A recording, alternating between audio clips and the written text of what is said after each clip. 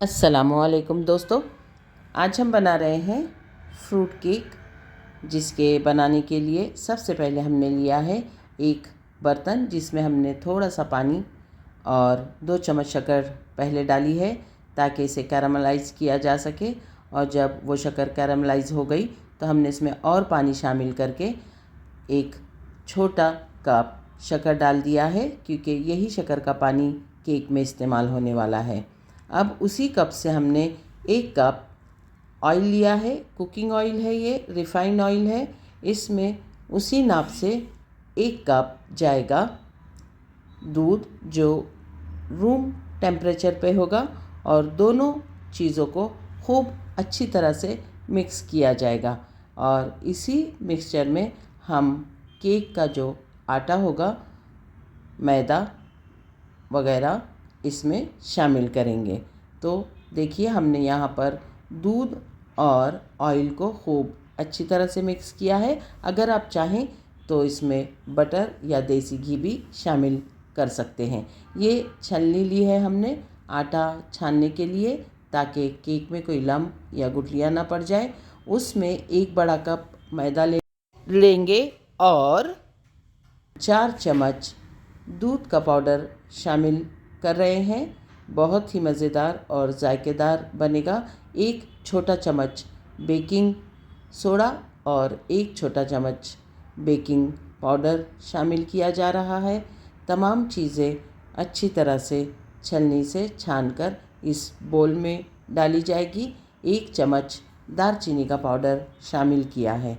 अब हम छलनी से तमाम चीज़ें छानकर इसे बोल में डालेंगे, और जब ये तमाम चीज़ें बोल में चली जाएगी छनकर, तो इसे खूब अच्छी तरह से मिक्स किया जाएगा।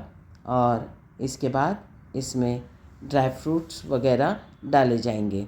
ड्राई फ्रूट्स के लिए हमने क्या किया है कि 2 घंटे पहले ड्राई फ्रूट्स कट करके ले लिए थे, और जो भी ड्राई फ्रूट्स हमें डालना है इसमें तमाम चीज़ें इसमें शामिल की है। काजू, बादाम, टूटी फ्रूटी, मुनक्के, किशमिश और अखरोट, तमाम चीज़ें हमने छोटे छोटे टुकड़ों में कट की है।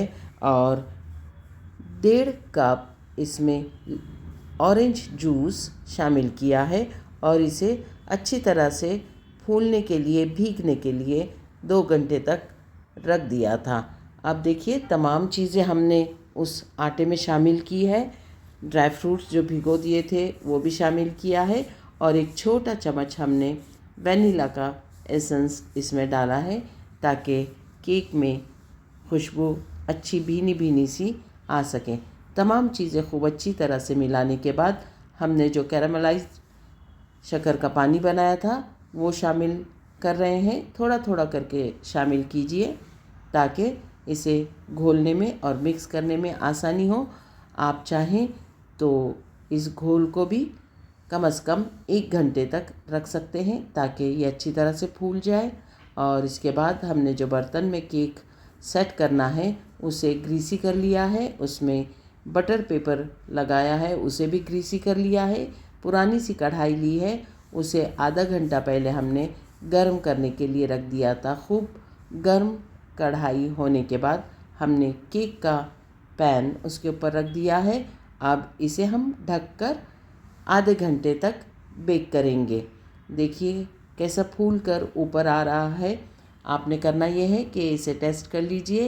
एक टूथपिक इसमें शामिल कीजिए और देखिए कि टूथपिक को आटा लगकर आता है क्या बाहर।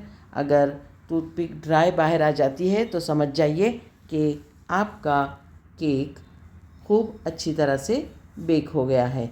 इसके ऊपर जो ड्राई फ्रूट हमने डेकोरेट किए हैं उसे हमने दरमियान से डाला है, पहले से नहीं सजाया था, क्योंकि अगर पहले ही उसके ऊपर काजू वगैरह लगा देते तो आटा जो केक का हमने घोला था वो पतला सा होता है, तो तमाम ड्राई फ्रूट अंदर चले जाते हैं। इसलिए जब 15 मिनट हो जाते हैं बेकिंग के, तो उस वक्त हमने वो काजू वगैरह उस पर लगाए थे। देखिए केक आधे घंटे के बाद बेक होकर खूब अच्छी तरह से तैयार हो चुका है। उसका रंग भी बहुत खूबसूरत सा निखर आया है। हम उसे प्लेट में निकालने के बाद उसका बटर पेपर निकाल देंगे और थोड़ी देर के लिए इसे ठंडा होने के लिए रख देंगे। अब ये केक हमारा खाने के लिए तैयार है। इसे सर्व कर सकते हैं। हम इसे कट करके सर्व करने वाले हैं। अल्लाह ताला आपके दस्तरख़्वान पर बहुत सारी बरकतें और नेमतें अता फ़रमाए। दोस्तों, अगर आपको ये रेसिपी पसंद आती है तो मेरे इस चैनल को ज़रूर सब्सक्राइब कीजिए, लाइक कीजिए, शेयर कीजिए और रेसिपी को एक मर्तबा ज़रूर बनाकर देखिए क्योंकि ये आसान रेसिपी है और साथ ही आपकी दुआओं में याद रखिए।